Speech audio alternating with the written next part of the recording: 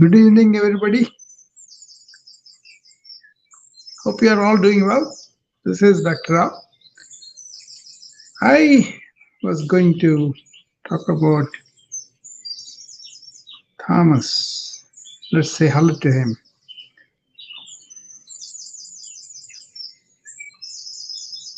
Hello, Thomas. Can you hear me, Thomas? Yeah. How are you? I'm pretty good. Okay. So I'm just starting my room on the inner resilience. Yeah, did you ever hear that book, Mental Toughness Training? Yeah. Is this? Yeah, this is not just about the mental toughness, though. It's more about how to be healthy in the body, energy and the mind and our inner psychological structure, spiritual structure, all combined together. Oh, so you're facing situations, problems, whatever.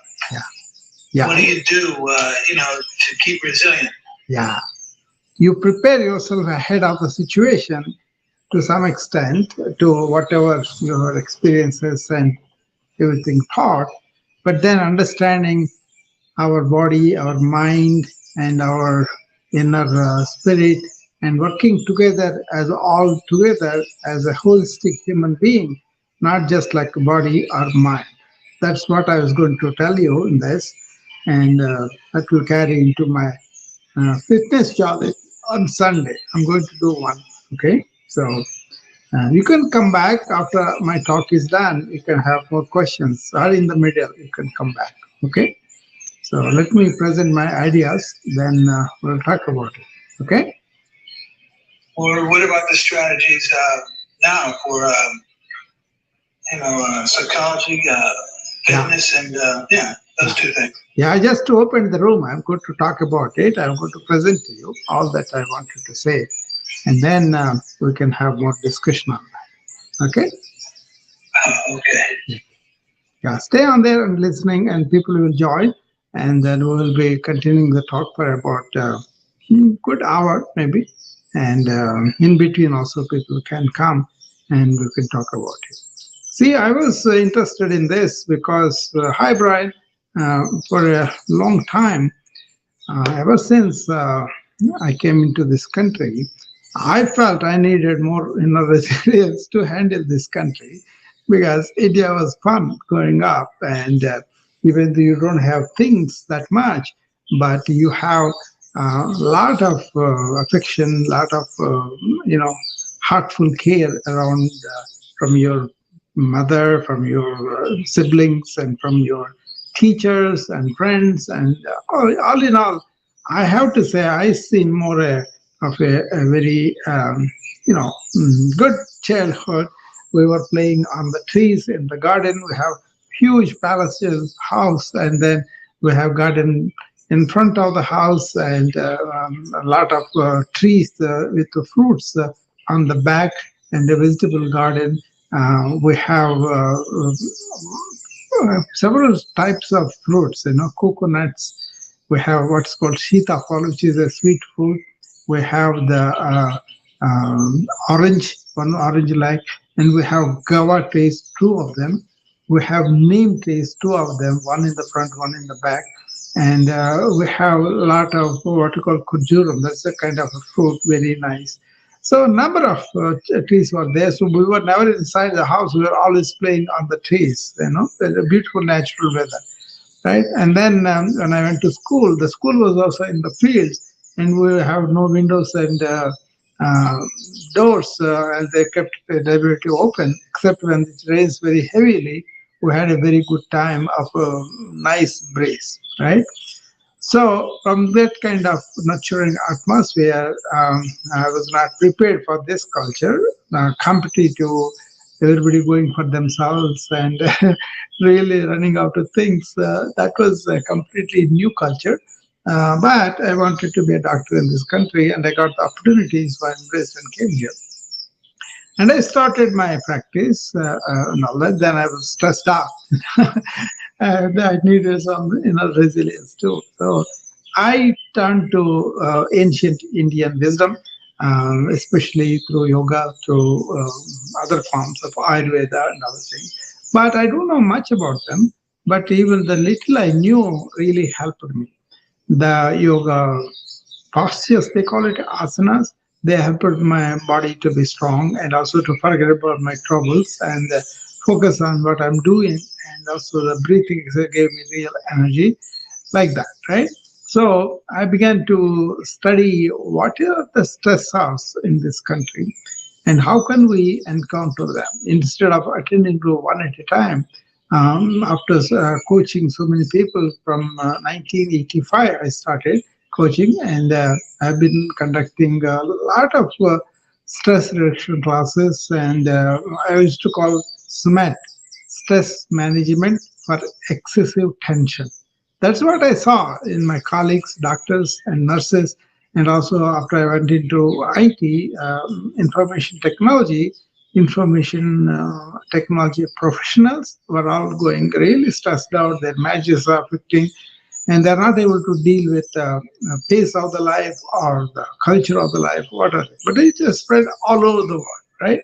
Now we are all in one boat, so we get to use all the modern medical knowledge and also ancient wisdom to help us. So I have formulated several steps to the inner resilience or several ways to cultivate that. First of all, the way we define inner resilience is not just capacity, physical capacity or mental capacity, emotional resilience, not really that, but also this a robust foundation of inner resilience is really nurturing several layers of our body, which was defined in yoga as 5 layers, 5 koshas, they call it. One is the actual physical organism itself that has to be strong, that has to be really flexible, that has to be energized and all that. Okay, that is what we get with exercise, with stretching and all that. The second layer is about energy. We get the energy from the food and we get energy from the breathing. Yoga gives a lot of value for the breathing exercise. So I do them every day, and my energy is very well protected because of that. Okay, and also deep breathing really slows down my thought and makes me really think clearly. You know, so several benefits with the deep breathing. Okay, we'll go deep into that. And then we have this thoughts, feelings, conclusions, all that. And that we call them more like a manomaya kosha, mental layers. Then we have this knowledge, understanding of the world, of so many things. How do they run? All that base of understanding guides us through a nice, wise life, right? So that is called Vijnanamaya kosha. And then finally, when you are together in all these layers, you are basically happy and you are joyful. And that layer is called Anandamaya kosha. Okay? But all these are layers not separate, but they are all intermingled. But for purposes of understanding, we are making like 5 different layers, right? So how do you take care of each layer? Builds up that strength, the resilience for you, so that suppose you are to as a doctor, I have to go to the hospital and roam around the emergency room to ICU, to the general medical wards, surgical wards, and also attend meetings and discuss things with the patients and family. I need physical strength to do all that. I cannot do that just by sitting down. I need to go to the bedside and visit my patients, right? I need to go to the emergency room and see my patients there. And I need to go to the ICU and take care of the patients who are in the intensive care unit. So as for that, I need physical. So I get up in the morning, I do my yoga stretches, I do my walking on the treadmill, and I do maybe with some weights and all, whatever choice we have, we will do that too. That way, we prepare our physical body. Then for the pranamaya kosha, which is the second layer, which is the energy layer, basically you got to eat good And also you got to be able to digest it better, and you have to provide the oxygen for it. So here, of course, eating is, because we are hungry, we will eat, and we are going to breathe automatically. But if it can be deepened, it doesn't have to be shallow, right? That's where we learn breathing exercise through yoga practice. And then those are 10 different things I teach my students. We can do at least two or three of them, whereby every day we can help to prolong our breathing, deeper our breathing, so that we can get more oxygen into our blood, and that supplies a lot of metabolism, and then we get a lot of energy from it. So that is the pranamaya kosha. Prana means energy, right? And the third one is we have a lot of thoughts, a lot of feelings, a lot of conclusions and all that, right? Instead of being led by whatever thought comes in, we have to make it more like an organized mind. Then we can be silent when we want to, or we can use the thought when we are using thought to communicate. Like I am using my thought to communicate with you, right? But then after this is done, I can choose to be silent for a while, right? And that is really missing in modern life, because we are going from one work to other, and we continuously use our mind, and then that gets really chattery, and then it doesn't stop. Okay.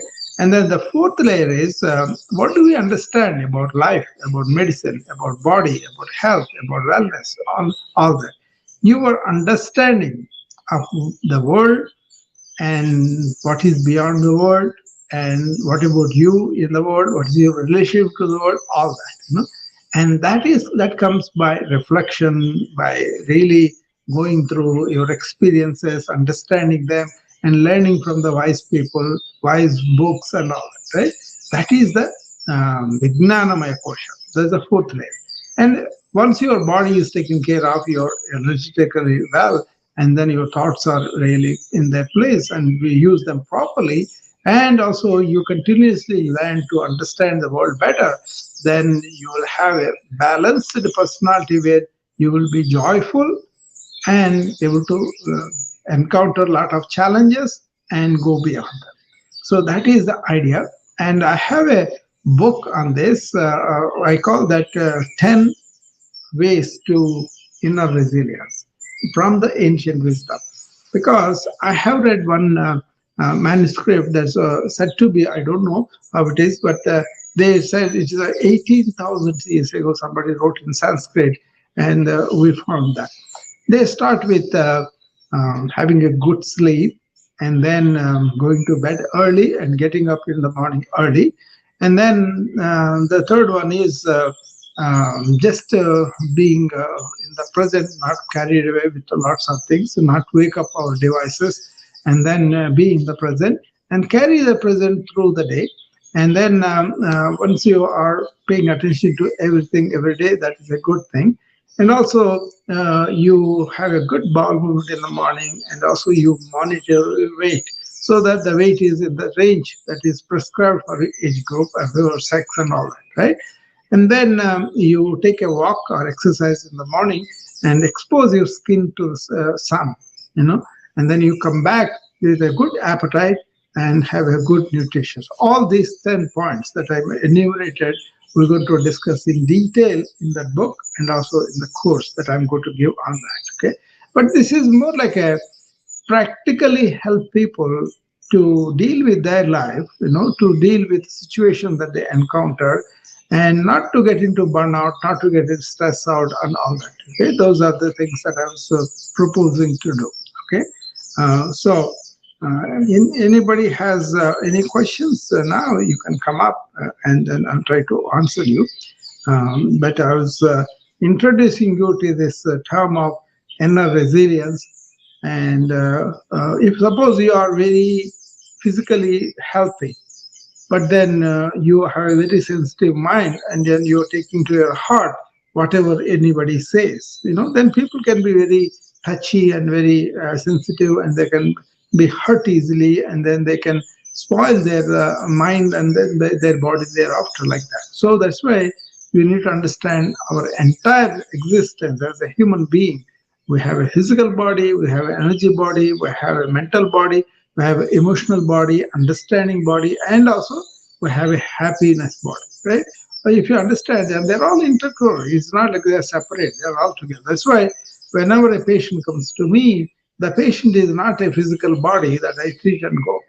There's a person there, there's a psychological self there, there's a values there, there are understanding there, and there's prejudices, there are biases, and all that. So once you understand the human being in total, then you can help them better. That's my philosophy. Okay, and I look at them like that. So, for me, fundamentally, is your inner spiritual self, and everything else is our tool to lead a good life. We're a spiritual being going through human experience. In that experience, we use our body properly, keep it properly by exercising, by feeding it, by sleeping, and all that. And then you have to understand the forces of thought, how they can take you from one to the other end of the earth very easily. So that's what I was to tell you today, and I was going to release that book and course as I am completing it, and you can access to it from my website, which is bapal.net. That's where you go, and then my all my publications are slowly coming up there. There's already one on integrated yoga, one on monk's mind that I just released.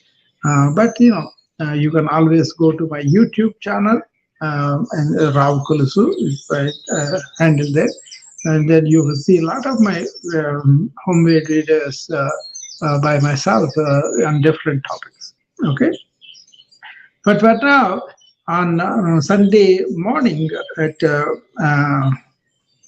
o'clock Central Time, I'll be coming on all the channels, and I'll be presenting my uh, fitness challenge in this sense. Not the physical body only, but there will be physical body exercises too. But they're all combined together. So I'm going to be telling you about these five koshas. I'm going to tell you about what are the 2 A's I employ in that practice, and I'm going to tell you about a routine that you could do, and you'll be happy. Okay. Then the basic concept for me is move your body and keep your mind silent. So everything will be oriented towards that. How can you move your body at the same time focus your mind on the movement, on the reactions that you have? Okay. So those are the three principles. Move your body and keep your mind quiet as much as needed. Then WS, awareness and alignment. And third one is five questions. These five layers I described to you about. I'll go much deeper into that as we do the practical things. We'll be breathing, we'll be stretching, we'll be focusing, we'll be concentrating, we'll be balancing, and all that will go smoothly into different routines that I have. First, we will open up with deep breath, just to warm up the body. Then we will do some sun salutations. Then we will do head to toe yoga, and then we'll do real asanas, a few of them, and then we will go into progressive relaxation of the body and the mind, and then we'll end up with a guided meditation for a few minutes. That's the agenda. But this is fundamental to realize. Why I'm doing this is introduce you to the need and concept of inner resilience, and how the inner resilience can be nurtured with a daily activity. Basically, what you do is you go to bed early. First of all, shut off the devices 30 minutes before that. Then sleep well, improve the quality of life by with a lot of things I'm going to suggest. And then when you get up in the morning, don't wake up your devices right away. Cultivate being in the present and carry that presence through the day. Then do some exercise, getting up out of the bed, either walk or run or yoga or pilates, whatever your heart pleases. Do that such a way that you are well stretched and well energized. Okay, combine the deep breathing and mindfulness for that. After that, you may expose your son for 30 minutes. Either you went for a walk or you sat in front of the chair, whatever.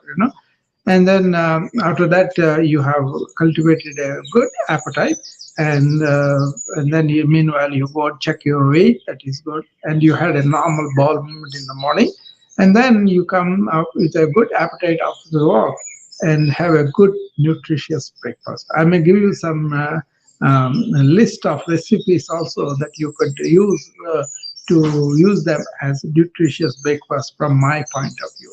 Okay, and what I eat, what how I do all these things. Okay, for me this is just an enjoyable routine, and I share it with my students in my wellness club, which is happens in the morning, where I am doing yoga with my students. But this is what we do, and we'll give a taste of this wellness club in the morning, the day. Okay, and if you are a member of that, you can also join my Facebook group, which is called Conquer Burnout, and there I'll be coming and doing some live talking with the members, either one at a time or a group, as to what they choose according to whatever they want, right? And then I also give them advance notice of my event so that they can plan to attend to them, okay, or visit them back and then listen to them, so that's what I was doing today, and hopefully that is informative for you. And I'll be working on this book and course, and I'll release it as soon as you see that. Anybody wants to come up and talk to me, this is the time.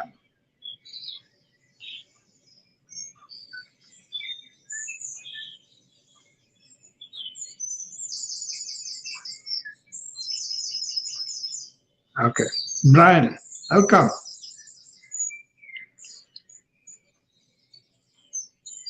Hi. I don't. How are you, Brian? It's always a pleasure to listen to you, my friend. Oh, thank you. It's I when I was 9 years old, I became a born again Christian. Yeah. My heart of hearts, Hmm. and over the years, I have learned to embrace and encapsulate. Yeah, surrender. Yeah. Right. Draw from different walks, different Definitely. paths. Yeah. You know, I a lot of times in my earlier years, Mm. especially as a Christian in the church, Mm. I was kind of doing that was almost shunned in Yeah. one sense. Yeah. To do it with wisdom, Hmm. and not that I'm any wiser than anybody else, but to do it with wisdom, I believe helps to bring Yeah. about a broader vision and understanding, Yeah. without taking away from any core beliefs. Yeah. And I embrace a number of our North American Aboriginal spiritual beliefs. Yes. Yes. And the more I listen to you, I already know that a lot of the things, not necessarily from that, but Yeah. a lot of the things that I've gained over the years Exactly. Exactly. are part of what you Yeah. also believe and teach. Yeah. And from all these ancient wisdoms, from all these ancient beliefs, I believe that we can draw Yeah. on and take what's beneficial for us. Absolutely. Absolutely. I know I've probably told you this before. Mm. I pray that there will be more Yeah. of our medical professionals Yeah. who become enlightened in this way and begin to more and more Yeah. treat the human as a whole. Yeah. Absolutely. That's so true, Brian. I want you to come back because I want to tell you Sure. something significant, because we are speaking the same language, but I want to put it more into effort, okay? Yeah, Brian brings up a very, very good point, very needed point, and very relevant point because we kind of divide ourselves by naming different religions. But if you look at the core of all religions, they seem to be selling the same truth, you know. So I kind of embrace all the wisdom from them, you know. So one common factor in all religions is ego transcendence. Don't have ego and really believe in something bigger than you, like that, you know. And many people forget about that, and they allow the ego to grow and then create problems for them, you know. Many doctors who want this burnout coaching with me, Brian, this is what I nurture in them. I nurture their own body, their own breath, their own mind, their own feelings, their own relaxation practices. I reintroduce them to what they can do. And then once they see that, how easy it is to see that, they are out of that body or mind network, and then they are more spiritual, because that we are all can feel that at that level. You don't. Yeah. So all I talk about the ancient wisdom is not about one particular religion. Maybe there are shades of ancient Hindu, shades of ancient Chinese, is it like that? But I liberally take them from them and I give it to them. I don't. I hide them, or I say this is the only way you have to believe and you have to do it. That's something modern people cannot do. More than believe, I kind of investigate and find out with my own intelligence what is true, what is not. If it is hurting anybody, an animal, a plant, or a human being, that's not truth for me. But if it's enhancing the animal life, enhancing the plant life, thereby our life, that is the truth for me. So I live close to the nature, and my life is in the nature most of the time.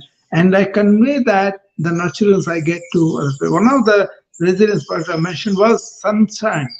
If you expose your sun every day, half an hour, that is so good. Vitamin D and bone strength and vigorous prevention of the skin cancer, all that, right? So I do talk about very natural things that we can learn how the ancients use the natural things for our own good. Sleep early and get up early. Don't use these instruments before you go to sleep. That is a very natural thing to do. But we are so addicted to the phones, we won't put it down. That kind of thing. So come to the Sunday morning show, Brian. I think you will appreciate that. I'll try it. Sounds interesting. Yeah, that will be on the Zoom also. If you want to join me to see me, I will send you a Zoom invitation. Okay? You send the invitation request to dkolusu@gmail.com. That is where we are receiving all the invitations, and we will be sending the Zoom link for you to use it on the day if you have the time. Otherwise, I'll be doing this here, and everybody can come to all these channels too. I'm used to doing several channels at a time, so that's okay. So anybody else wants to come up, and I'll be happy to engage with conversation with you and know your point of view of how you are nurturing the inner resilience. What is your method? Are there anything that are new to me that you could introduce? Please come and present them here. See, this inner resilience is something, first of all, you have to realize whether you are having the coping mechanism for so much stress that is going on in the life. Are we allowing some things for the kids, to the young people, where they don't know how to nurture that, and they lose it pretty quickly. For example, conversations can be very, very nurtured, right? You talk to a friend, and the friend knows some things, and he tells you all that, and he shares his wisdom with you, and your relationship has really risen because you both shared openly, right? And so we used to value this kind of conversations, just sitting at a cafe, sharing tea, and we used to talk about a lot of things. And that was very, very, very common for us. But nowadays, kids are not having that kind of conversation. They may have talk on the phone, but they don't sit down personally with each other. Even if they're sitting in the same sofa, they talk by chatting with each other. So those kind of things are really robbing you of that human interaction that can nurture a lot of things within you. You know, for example, trees. If you go to the trees, they have a phytochemicals. They call them. They secrete them, and they are very beneficial for us. And they inhale when you take them. People don't know. This is science too. People don't know that. That's why just to leave everything and take a walk in the woods with the big trees or small trees or beautiful flower garden, whatever it is, just take a nature walk. And that is the forest bathing, I call it. And that would be wonderful. If you just bathe yourself with the forest, what it is giving you, the sounds, the sights, the so many beautiful things that are there, then not allow your mind to go all over, then you soak yourself in the forest blessings, and then you will be better off by that. So these are small things. That's why I said get up in the morning and walk and expose your skin for 30 minutes at least every day. People say, oh, 30 minutes, I can go so many, do things. But that is our problem. Don't consider your life is just doing stuff, but attend to your being and then go and do be doing. See, I'll repeat that again. Attend to your being, make it well. That is what is inside you, what is here in your heart, in your soul. Nurture that. And then with that strength, go and face the doing. And whatever you do will be much better that way. That opportunity to renew the inner resilience is really people are losing because they are overburdened with a lot of work, overdoing, and then they're pursuing things that they may not need in the long run. They may need the food and clothes and sheltering and some entertainment, some health, educational needs. But beyond that, you don't need to accumulate so much money and you lose all your life just doing without paying attention to your being. So that is my concern. That's why I'm doing these things. I always come and tell people, nurture yourself from inside out and then go to the world and do what you want to do to serve them better, to provide a lot of help to other people. That will be a wonderful life, well lived, and then you feel like you are contributing to the other life all the time. Okay? So those are the things that I wanted to tell you about today. And if anybody wants to come up, a couple of more minutes, otherwise I will close the room and I'll see you on Sunday. And meanwhile, I may see you on the other people's rooms. If you have any DMs, you can send me. Once again, I'm going to have this fitness challenge where you are challenged to the core, but it's not going to be seeming like that. It looks like a very easy program which you can do with me. And if you want to do with me, I will send you a Zoom link. Send a request to D Kolusu, D like in David, KOLUSU at gmail.com. Then 10 o'clock Central Time on Sunday, you can join me on the Zoom, but you can join me these channels too. Okay, but if you want to see me doing the exercises and you also want to be corrected when you are doing them, you can join me on the Zoom sessions. Okay, thank you, and I'll be seeing you again later in other people's rooms too. Bye.